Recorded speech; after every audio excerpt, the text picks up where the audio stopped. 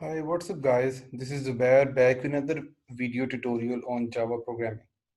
So this is the third video tutorial for Java programming playlist. In this video, we are going to download and install JDK, and then we are going to download and install Eclipse IDE, and we set up the variables, the path and Java home variable.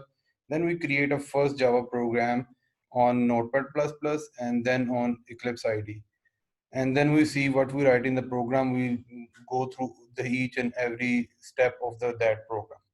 In my previous couple of videos, we saw the introduction to the Java, and we saw the difference between JDK, JRE, and JVM. Those are the pretty theoretical videos, so if you guys miss those videos, you can check it out in the playlist. And if you are absolute beginners, I will definitely recommend you to check those videos first. So let's get started.